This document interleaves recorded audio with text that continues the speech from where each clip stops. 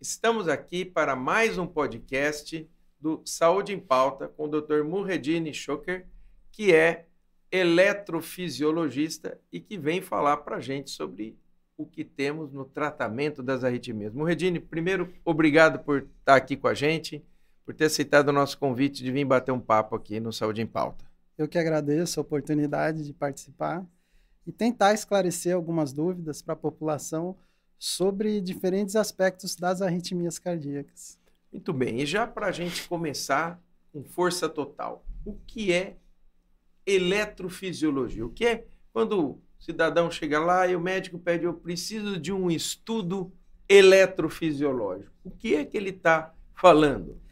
A eletrofisiologia é uma subespecialidade da cardiologia. Todos nós, eletrofisiologistas, somos cardiologistas. A gente fez isso ao longo da nossa formação.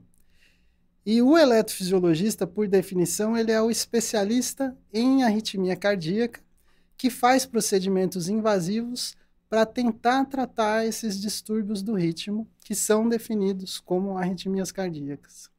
Quando você diz procedimentos invasivos, estamos falando de procedimentos feitos através de cateterismo cardíaco. Exato, exato. Então, para você que está nos ouvindo, o eletrofisiologista, ele é um cardiologista especializado, né, no tratamento dos distúrbios do ritmo, particularmente nos tratamentos invasivos, aqueles que são feitos através de cateterismo. E como é que você faz o tratamento, para o nosso público entender? Sim. O que você faz? Você queima? Que você faz? Primeiro você vai mapear, né? Você vai descobrir onde está o foco. Sim. A maioria das arritmias que se apresentam na população, sim, elas têm um caráter mais benigno. Muitas delas não precisam de tratamento. Ok. Algumas delas podem ser tratadas com medicamento ou simplesmente com orientação do paciente. Só dele saber que aquilo tem um caráter mais benigno, ficando tranquilo, ele já fica mais sossegado. Ele já se sente mais confortável com aquilo e muitas vezes convive muito bem com a situação. E não requer tratamento. A gente trata uma arritmia por dois motivos. Ou porque aquilo tem um risco para o paciente, ou porque tem sintoma. Qualquer uma das condições, elas vão nortear o médico para tratar aquele indivíduo. E uma das formas de tratar é a forma invasiva, né, que são procedimentos de eletrofisiologia, que é feito através da inserção de catéteres pela virilha.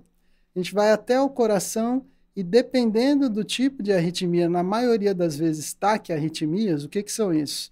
A gente tem dois tipos de arritmia. Uma arritmia que é a taquicardia, que é quando a frequência sobe, e a gente tem as bradiarritmias, que é quando a frequência cai muito. A depender da forma como ela sobe ou da forma como ela cai, eventualmente você vai precisar de um tratamento. Por exemplo, se ela cai muito e isso gera sintoma, esse paciente pode precisar de um marca-passo, que é um dispositivo eletrônico para manter a frequência cardíaca e impedir os sintomas de, por exemplo, o coração estar batendo mais lentamente. A eletrofisiologia já é um outro aspecto, é um tratamento invasivo no qual você pode eventualmente precisar fazer cauterizações dentro do coração, que é a ablação, para tentar abolir esses circuitos que geram essas taquicardias rápidas. Algumas dessas taquicardias elas podem ter um caráter mais maligno, por exemplo, com risco até de morte súbita. Outras não, outras elas levam a essa taquicardia rápida, mas que não necessariamente tem um risco à vida do paciente. Simplesmente leva o sintoma de uma taquicardia muito rápida, que é desconfortável, piora a qualidade de vida e assim por diante. Então, esclarecendo então para o nosso público, a eletrofisiologia seria o estudo, né, o mapeamento interno dos circuitos elétricos do coração. Exatamente, é a especialidade que cuida disso. Exatamente. E a ablação seria, como você bem usou o termo, para que o público esteja nos ouvindo, você vai cauterizar, você vai localizar onde é que está esse foco, vamos dizer, anômalo, que está disparando e levando a arritmia, né, ataque à arritmia, e vai lá, então, cauterizar esse foco. E aí eu te pergunto, a crioablação tem diferença com a radiofrequência? Em que situações você vai fazer a cauterização? Sim. Utilizando a crio, ou seja, o gelo, o frio, e em que situações você vai usar o outro dispositivo como radiofrequência ou qualquer outro que seja utilizado?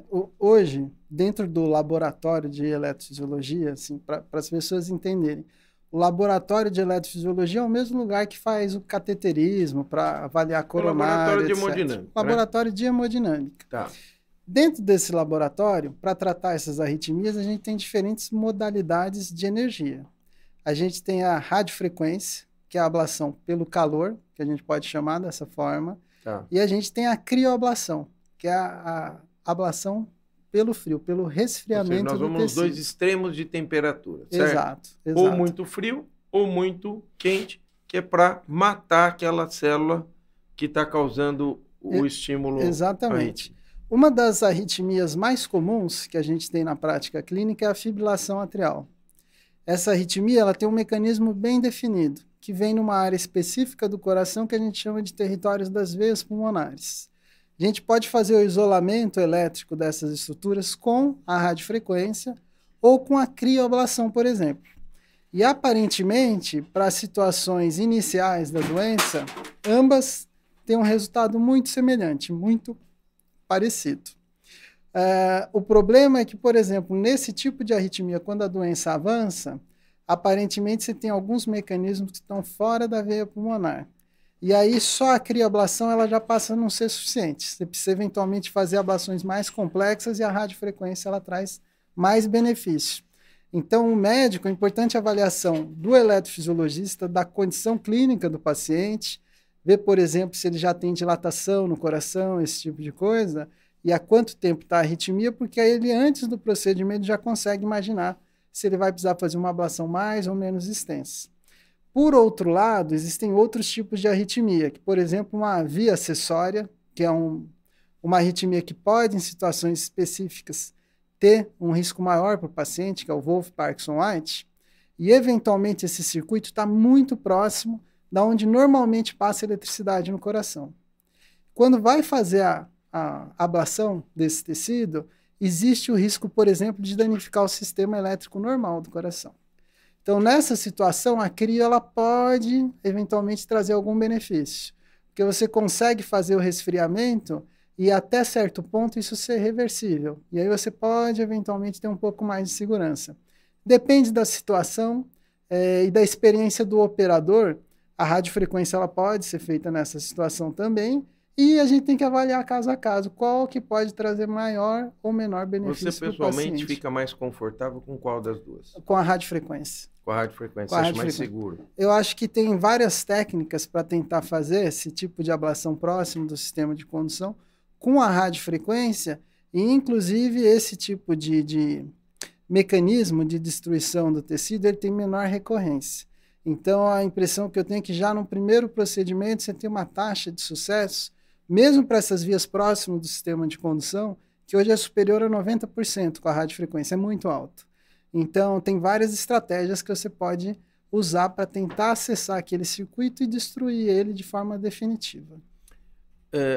Para fibrilação atrial crônica, que o paciente já está fibrilando há um bom tempo, qual o índice de sucesso? Então, quando o paciente tem fibrilação atrial há muito tempo, normalmente essa doença ela leva uma série de alterações na anatomia do coração. Inclusive pode levar à dilatação das câmaras superiores do coração, que a gente chama de átrio.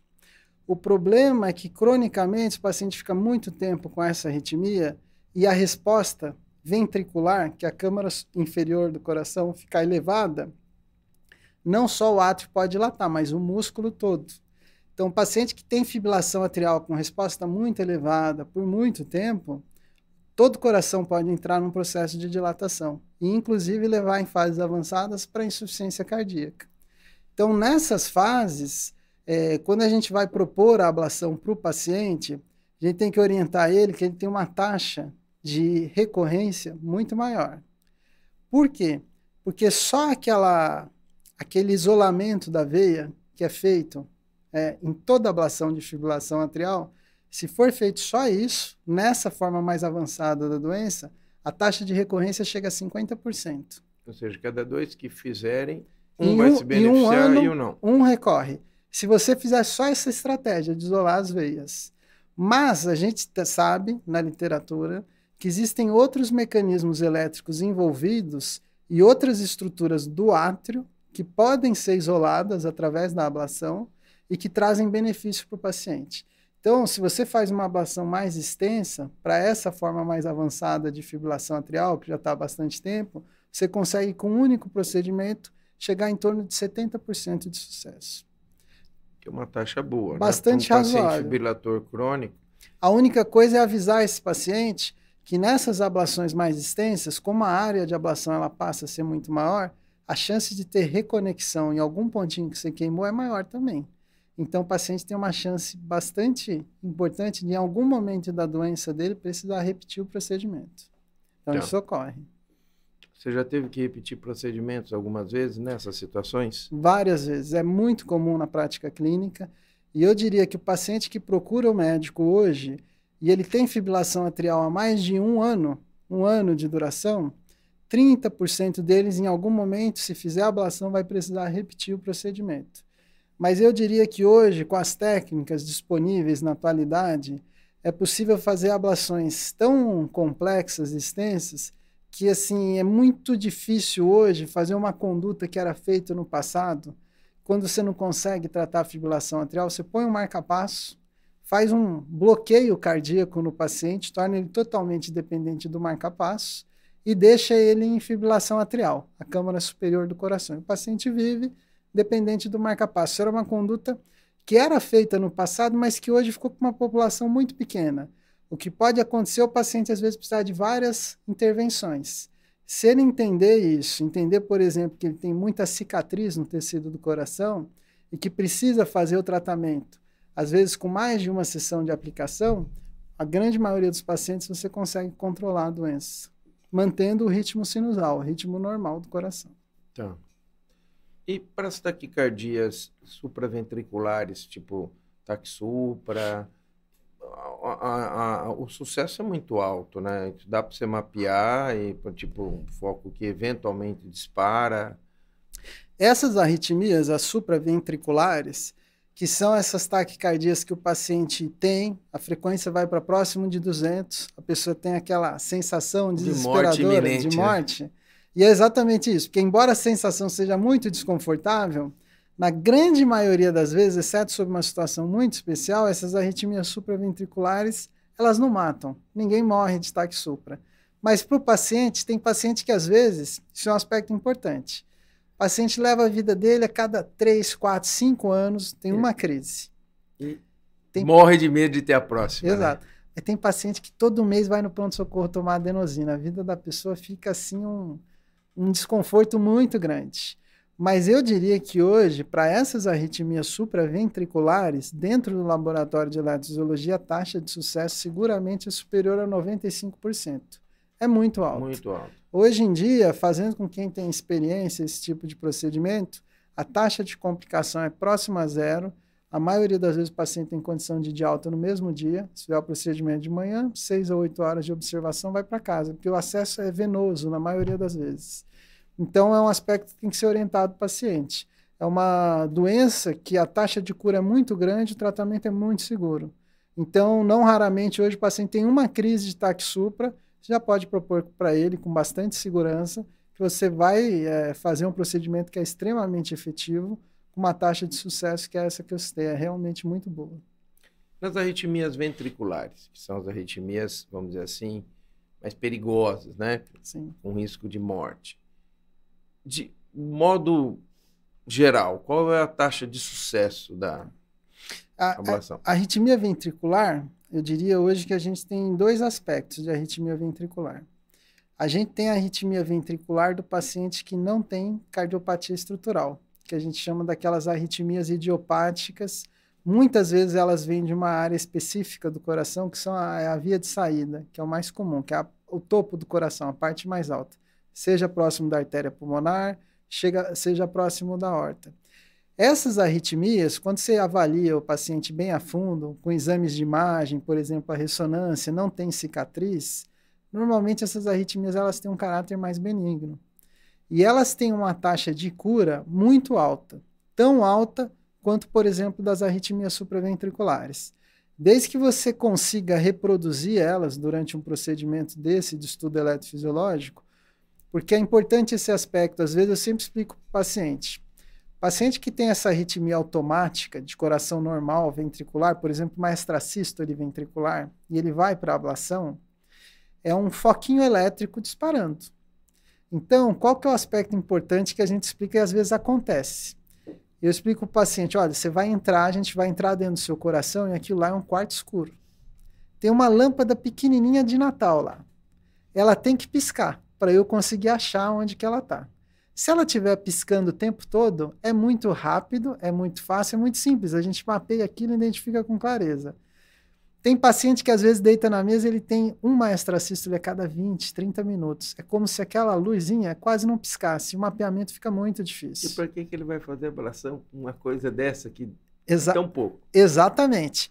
Pode ser que às vezes ele passou no consultório, tinha 20 mil extrasístoles no Holter, estava com uma densidade super elevada, ele está sintomático, aquilo incomoda ele, mas no dia da ablação, ele está ansioso, está nervoso, modifica o tônus autonômico, e aquele negócio desaparece.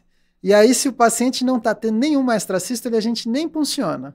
Mas se ele estiver lá tendo várias extrasístoles, e aí um aspecto importante desse tipo de procedimento, quando o coração é normal e o paciente tem arritmia ventricular, que na maioria das vezes a gente faz ele acordado, com uma anestesia local na perna. Tá. E é importante avisar isso, porque às vezes o paciente, a gente explica tudo do procedimento, mas chega na hora ele acha que vai ficar anestesiado, que ele vai dormir, e ele está lá acordadão vendo tudo. Então, para esse tipo de arritmia ventricular do coração normal, a maioria dos procedimentos é feito com o paciente acordado, eventualmente uma sedação leve. Tá. A taxa de sucesso é muito boa, desde que a gente consiga induzir a arritmia durante o procedimento. Agora tem um outro aspecto, que é aquele paciente, por exemplo, que ele infarta, ele fica com uma cicatriz no músculo do coração.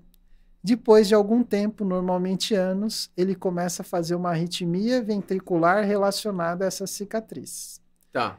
Quando isso acontece, aí já tem um risco maior essa arritmia.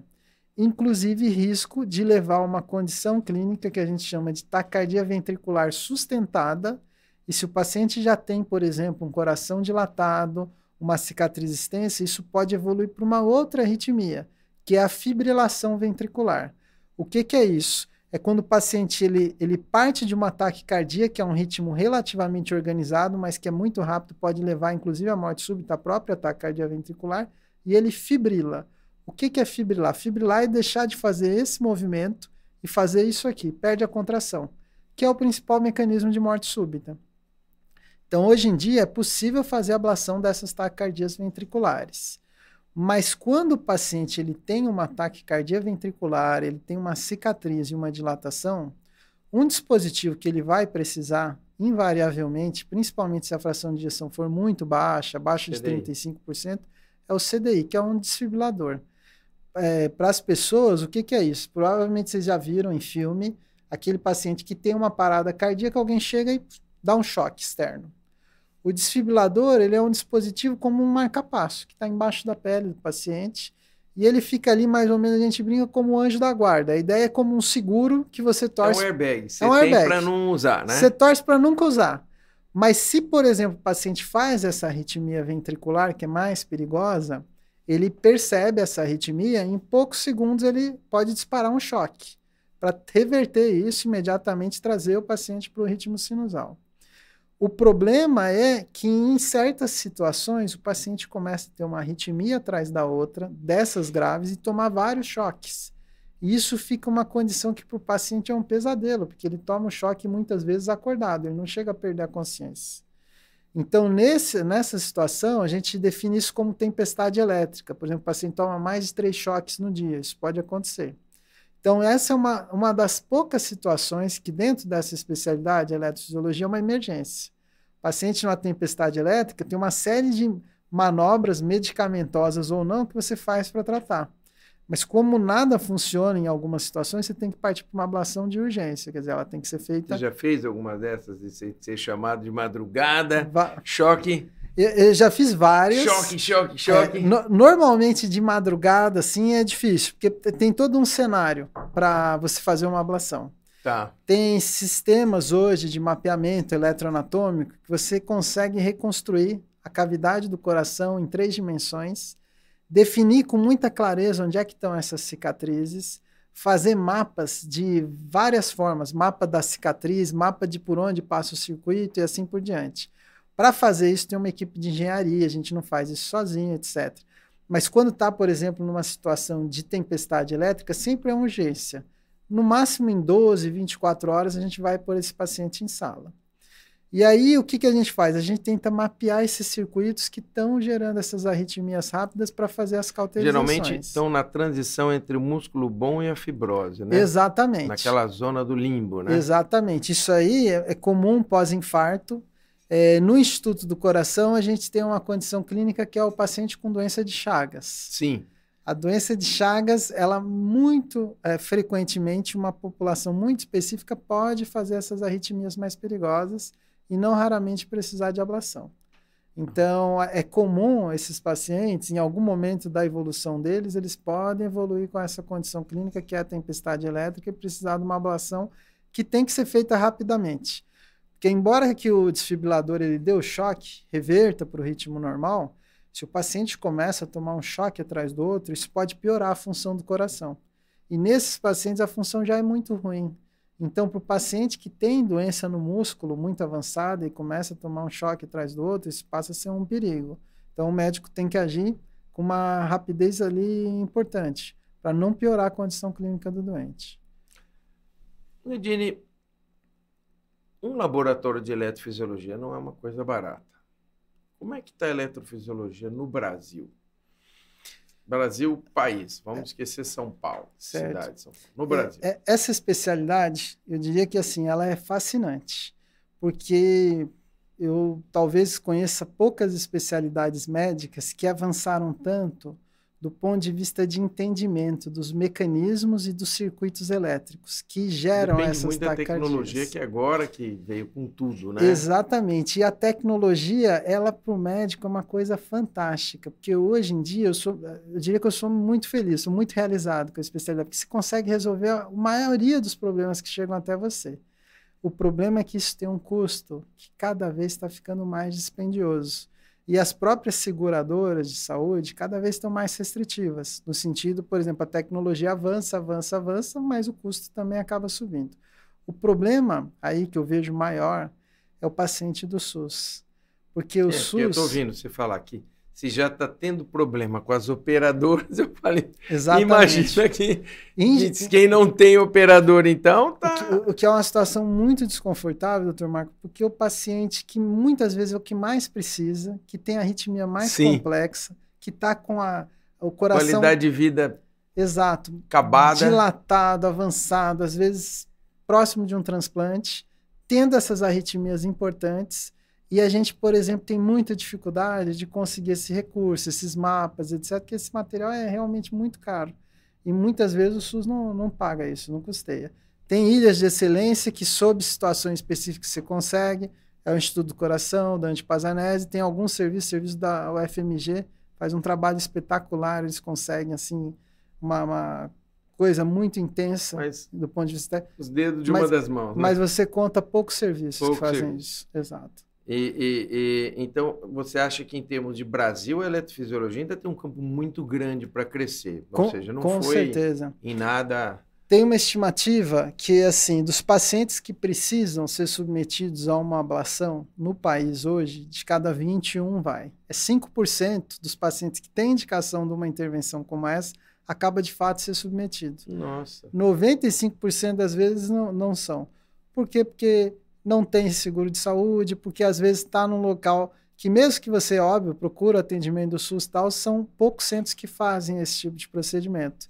E aí o paciente tem que ser encaminhado, um serviço de uma unidade básica de saúde, até um serviço de alta complexidade, então esse trâmite às vezes demora, não é? A gente sabe que existe uma dificuldade. E algumas vidas são perdidas nesse caminho. Com certeza. A formação na eletrofisiologia, você fez cardiologia, você chegou a fazer hemodinâmica? Não, eu fiz 2 anos de clínica médica, depois eu fiz 2 anos da residência de cardio, eu fiz no Dante Pazanese a residência, depois eu fui para o Instituto do Coração, fiz 3 anos de eletrofisiologia invasiva. Tá. E depois continuei lá como assistente e estou até hoje. Mas são 7 anos de formação. 7 anos de são formação para você entrar no mercado. No mercado de trabalho, exatamente. No mercado de trabalho. Exatamente. Interessante que é uma formação longa e me esclareça uma curiosidade. Você que trabalha com arritmia, em que situação que você faz cardiostimulação transesofágica? E vamos esclarecer para o nosso público o que é a cardiostimulação transesofágica. A cardiostimulação transesofágica é um método que ele era frequentemente utilizado no passado para tentar esclarecer esses pacientes que tinham arritmia supraventricular, qual era o mecanismo, ou eventualmente, se ele tinha uma palpitação muito sugestiva de uma taquicardia supraventricular. E quando a gente fala o que é uma taquicardia muito sugestiva dessa arritmia, que a frequência vai próxima a 200, o paciente ele refere uma palpitação de início súbito, ele está bem, igual a gente está aqui conversando, e de repente ele sente o coração saindo pela boca, não raramente uma pulsação referida no pescoço, eventualmente uma opressão torácica, e isso aí às vezes tem um gatilho, é o paciente que vai amarrar o cadarço, que levantou da cadeira, faz um valsar, dispara. Uhum. Então, hoje é muito menos frequente a cardiostimulação transesofágica. No passado, ela era muito mais comum. Por quê? Porque ela relativamente, o custo é baixo, é uma sondinha que ela é inserida ou por via orofaríngea ou pela própria boca. Você vai atrás, vai pelo esôfago, chega até o átrio e você, via esofágica, consegue fazer estimulações na parede do átrio, fazer extra-estímulos atriais. Com isso, você consegue induzir, caso o paciente tenha, os principais mecanismos de arritmia supraventricular, por exemplo, a taquicardia por reentrada nodal, ver se o paciente tem uma via acessória, o Wolff-Parkinson-White. A limitação maior é que ele é exclusivamente um método diagnóstico, né? Você induz a taquicardia, confirma que o paciente tem ou não, consegue até definir o mecanismo, mas não tem como tratar, ele era um método puramente diagnóstico. Hoje em dia está abandonado isso? Hoje em dia eu diria que caiu por terra, porque assim, você tem 3 tipos básicos de arritmia supraventricular. É a taquicardia por reentrada nodal, é 60% dessas taquicardias, 30% são as vias acessórias e 10% são as taquicardias atriais automáticas. Isso aí é o escopo das arritmias supraventriculares. Essas arritmias, uma vez que você tem o eletro registrado, você já tem ali. Você não precisa fazer um exame para você documentar que tem, o paciente registrou. A outra situação é essa que eu falei, você tem um sintoma muito típico. E nesse sentido, hoje a gente tem uma ferramenta que é fantástica. Antes o paciente tinha um sintoma muito típico, às vezes chegava no pronto-socorro, fazia o eletro, estava normal. Porque no trajeto até o hospital revertia. Hoje tem um dispositivo que é fantástico. O paciente às vezes é muito sintomático, não consegue nunca registrar. A gente sugere para ele um device que é um reloginho que faz eletro. Você tem aí de várias marcas hoje. O paciente ele consegue, na hora que sentir a palpitação, colocar o dedo no relógio, fazer um registro de 30 segundos do eletro. Imediatamente. É fantástico hoje, porque hoje tem um monte de pacientes que a gente tinha dificuldade de dar o diagnóstico. Que agora ficou fácil. Exato. E o paciente, uma vez que ele registrou, ele te manda no WhatsApp. Você fala, doutor, consegui pegar. Aí você já dá o diagnóstico. Fala, olha, realmente tem uma arritmia supraventricular, a gente vai tratar assim o assado. Por exemplo, antes de vir para cá, eu estava numa ablação de uma arritmia ventricular. O paciente, ele estava tendo sintoma de palpitação há bastante tempo. Uhum. Por incrível que pareça, ele tinha umas palpitações súbitas, só que ele já tinha infartado no passado. Já tinha um antecedente de infarto. Ele tinha palpitações súbitas, mas nunca teve desmaio, nada, era um negócio meio autolimitado, durava alguns minutos, incomodava ele. Então eu sugeri a ele ficar com um reloginho. No reloginho, eu vi que ele fazia uma taquicardia regular, uma frequência em torno de 150, o QRS mais largo. Fiquei até na dúvida se pudesse ser uma arritmia supraventricular com aberrância, mas ele já tinha antecedente de infarto. Então, por conta disso, a função era preservada, a gente entrou já pensando em taquicardia ventricular e realmente ele tinha uma taquicardia da parede inferior do coração, que era a área que ele tinha sofrido infarto há alguns anos. Então, a taquicardia era fácil realmente induzir, a gente fez a cauterização, ficou excelente. Então, esse é um aspecto. Você às vezes tem dificuldade de dar o diagnóstico com todos os exames que você faz. E ao invés de levar o paciente para o estudo eletrofisiológico, que, embora seja um procedimento muito seguro, só para dar o diagnóstico, hoje com o relógio ficou muito mais fácil. Você sugere ao paciente usar o relógio ele fica o ano inteiro com o relógio, A hora que ele sente o sintoma dele, tem 10 segundos ele já consegue fazer o registro. Então, é uma ferramenta, assim, fantástica. Ajudou muito, né? Ajudou muito. Porque antes a gente sugeriu o Holter. O Holter é um eletro de duração de 24 horas. E às vezes o paciente tem um mês inteiro para passar mal e no dia que ele está com Holter ele não passa mal. Você não consegue registrar. É difícil isso, né? É você difícil. Fala assim, você está se queixando disso, você está vindo aqui por causa disso, isso te incomoda todas as vezes. Na hora que a gente põe o Holter de sacanagem, você não faz nada. Perfeitamente. Né? Aí tem um outro tipo de eletro, que é o Looper. O Looper pode ser o externo ou o interno. O que a gente indica para fazer essa avaliação de palpitação é o Looper externo, dura 2 semanas. Sim. Mas tem paciente que tem sintoma a cada 3 meses. Então, para esse paciente, o relógio é fantástico. Por quê? Porque ele fica o ano inteiro. O dia que o probleminha surgir, ele grava. Exato. Então, é um dispositivo que ajuda muito o paciente, ajuda o médico a dar o diagnóstico, e do ponto de vista de tranquilidade para fazer isso, sem ter que fazer um procedimento invasivo, é excelente. Se você não identifica assim, uma situação de risco eminente para o paciente, você orienta ele, olha, vamos esperar a próxima crise, fica com o relógio, o dia que te incomodar você registra e me envia. Então tem esse aspecto, que pode ser orientado o paciente. Tá. Me conta um caso bem pitoresco, assim, que você falou, meu, como é que isso pode acontecer ligado à ablação? Aquele paciente que você fala assim, meu, olha, se eu não tivesse feito isso aqui hoje, esse cara ia acabar fazendo uma TV e morrer, algum caso muito emblemático que te marcou dentro da eletrofisiologia. Com certeza tem. Com certeza. Alguns anos, tem uma situação muito específica, que é o paciente que entra em tempestade elétrica por uma extrasístole ventricular muito especial, que a gente chama de extrasístole do sistema His-Purkinje, que ele tem aquela extrasístole e deflagra uma fibrilação ventricular. Tive um paciente que tinha me chamado, numa cidade até do interior, que eu fazia procedimento lá, e esse paciente ele já tinha um desfibrilador. Ele implantou por prevenção primária. O que é uma prevenção primária? É aquela que a gente percebe, por exemplo, que o paciente tem um risco. Ele já tinha uma dilatação muito importante do coração, uma cardiopatia dilatada, e uma fração de ejeção muito baixa, em torno de 30%. Então, indicaram para ele um desfibrilador. E ele ficou por anos, como o senhor falou, com aquele airbag sem nunca ter que ter usado. Um belo de um dia, ele tomou 20 choques do desfibrilador. Nossa. 20 choques. Tomou praticamente é quase um choque por hora. Exato, exato. Meu Deus. Família levou o paciente para o hospital. Chegando no hospital, paciente tomando um choque atrás do outro, foi entubado, continuou tomando choques. Aí uma das hipóteses que pode acontecer nessa situação é uma disfunção do aparelho. O paciente está tomando choque inapropriado, né?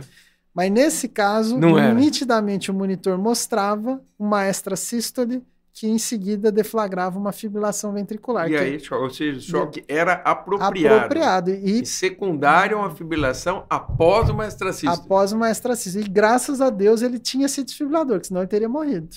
Com certeza. Então aí avisaram a gente de manhã, ele começou a passar mal na noite anterior, no final da tarde a gente estava para fazer o procedimento dele, que é aquela situação de tempestade elétrica. Até a gente fazer, ele já tinha tomado próximo de 30 choques. Meu Deus! Durante a ablação, o anestesista nunca se esquece, é uma amiga minha, a doutora Camila, e durante o procedimento, ela desfibrilou o paciente pelo menos mais 20 vezes.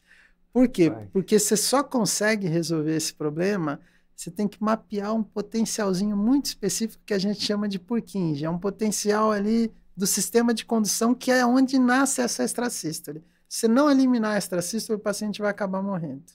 E a gente conseguiu, por sorte, junto do sistema de condução, mapear esse potencialzinho de uma forma muito especial, parou a extrasístole, o paciente nunca mais teve FV.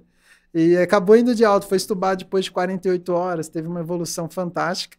Até hoje a família manda foto dele, mensagem no Natal. Não usou mais o airbag. Exato, não usou mais o airbag e é um daqueles pacientes que tem uma sensação muito boa de realmente ter trazido, assim, feito uma diferença grande na vida da pessoa. Então esse é um caso que eu lembro com muito carinho.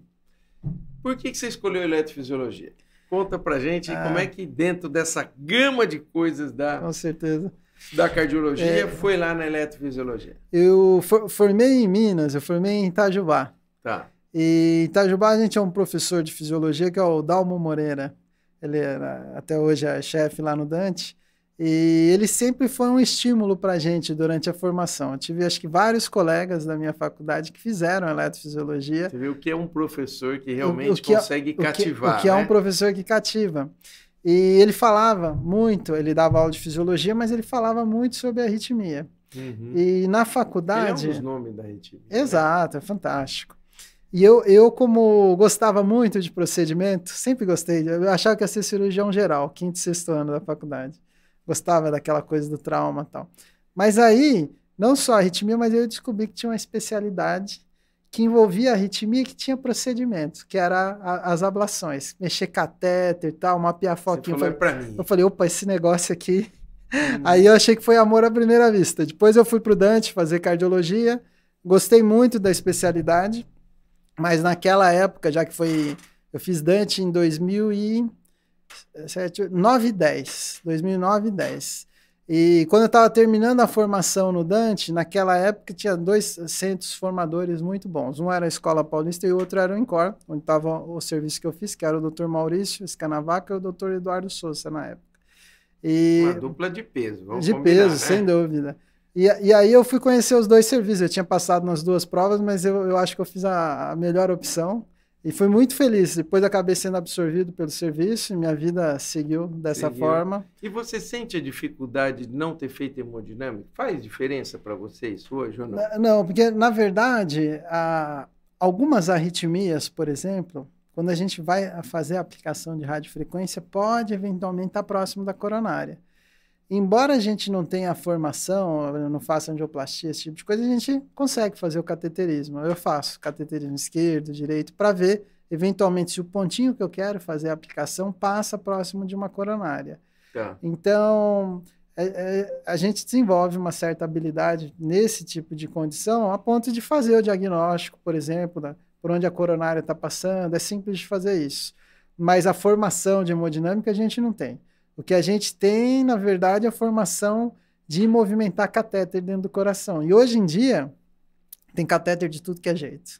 Várias curvas, catéter mais ou menos flexível, catéter bidirecional.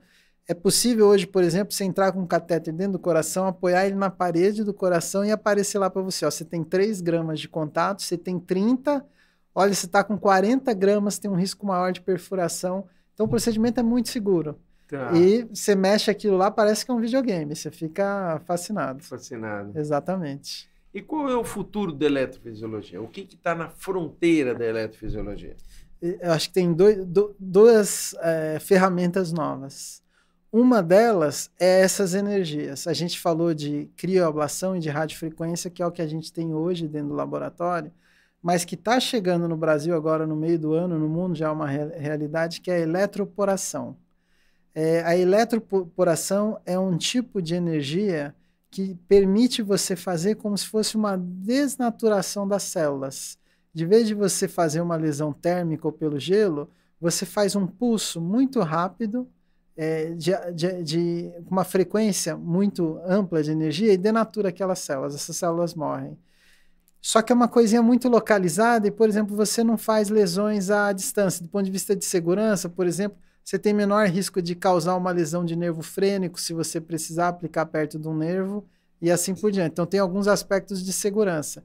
Tem menor risco de lesão de esôfago. Por exemplo, quando você faz ablação de fibrilação atrial, sempre é uma preocupação a radiofrequência fazer uma lesão esofágica.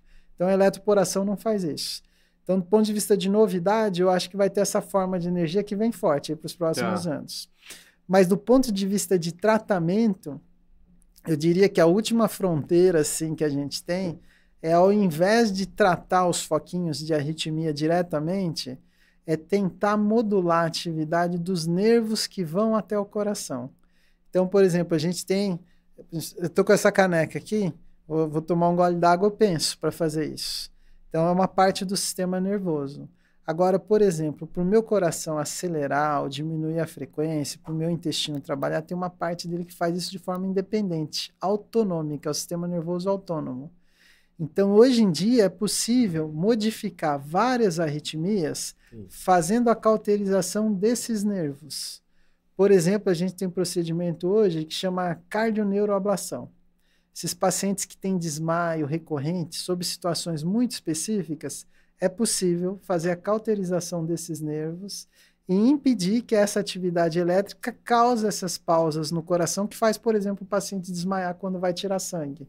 Tem paciente que tem isso quando vai tirar sangue, tem paciente que vive desmaiando, a vida da pessoa fica um problemão. Então, hoje em dia, é possível fazer esse procedimento de cardioneuroablação. Da mesma forma, por exemplo, esses pacientes que têm essas arritmias ventriculares importantes, graves, nem sempre a ablação é possível. Então, é possível, por exemplo, fazer uma ablação de um gânglio que chama gânglio estrelado, que está relacionado à inervação simpática do coração. É possível fazer esse tipo de bloqueio. E, com isso, suprimir essas arritmias sob uma condição muito específica. Então, eu diria que um aspecto que provavelmente no futuro vai ganhar muito espaço é, ao invés de tentar destruir os circuitos diretamente, é eliminar esses nervos que podem eventualmente influenciar esses circuitos diretamente no coração, fazendo esses processos de denervação sobre áreas muito específicas. O problema é que o sistema nervoso autônomo é uma fiação muito complexa. Sim. Então não é tão fácil fazer isso, é bastante difícil. Mas cada vez mais surge um avanço, um entendimento maior do mecanismo e você consegue tratar o paciente. É um setor que tem que estar sempre se atualizando muito, né, Redini? Com certeza, é muita informação, é muita tecnologia diferente. A gente brinca que a anatomia não muda, né? Sim. A anatomia não muda. O que muda é que a gente está cada vez entendendo mais o que está por trás dessa anatomia. Exatamente. Né? Você muda o entendimento da anatomia, né? Dos mecanismos envolvidos. Tanto das relações anatômicas, por exemplo, tem técnica de ablação que às vezes o indivíduo percebe um detalhe que ninguém tinha percebido. Que às vezes tem uma relação do átrio com o ventrículo, você pode, sob uma situação muito específica, lançar mão dessa vantagem anatômica para ter sucesso na sua ablação. Outra coisa é você entender um mecanismo elétrico, porque alguém percebe que aquela célula tem um funcionamento específico. Por exemplo, a gente tem pacientes que eles não têm cardiopatia estrutural. Não tem nada, você não identifica nada no músculo. As coronárias são normais. E o paciente tem, por exemplo, uma morte súbita recuperada. Hoje a gente tem dentro do campo da arritmia uma entidade que chama canalopatia. Por exemplo, são as doenças geneticamente determinadas. É o Brugada, QT longo, QT curto e assim por diante. São doenças que você faz todos os exames e são normais. Mas o eletrocardiograma, ele mostra um padrão de anormalidade. Por que ele consegue fazer isso? Ele faz isso porque o nosso coração ele é um músculo que funciona com eletricidade. Para essa eletricidade que nasce sobre uma área muito específica e trafega por um sistema de condução, ativar todas as células do seu coração, você precisa que passem, entrem e saiam íons de todas as células do coração. O problema é que essa cinética de entrada e saída desses íons depende da abertura e do fechamento de canais, que são proteínas pequenininhas que estão lá na célula do coração. Essa cinética de abertura e fechamento ela é determinada geneticamente, lá no núcleo da célula. Então, às vezes, o paciente ele nasce com uma mutação genética que modifica o padrão de abertura e fechamento desses canais, que modifica a ativação elétrica do coração e modifica o eletrocardiograma. Então, às vezes, a pessoa faz um monte de exame super complexo, não acha nada, mas a observação daquele eletrocardiograma que faz no pronto-socorro, bastante simples, pode dar o diagnóstico, por exemplo, dessa doença genética que pode, eventualmente, levar ela a risco de ter uma morte súbita. Quem que vai definir isso? Aí tem que procurar o médico, o cardiologista, o especialista em arritmia, que é o eletrofisiologista, para orientar esse paciente e tentar avaliar o risco que ele tem de ter ou não, eventualmente, uma dessas arritmias mais perigosas.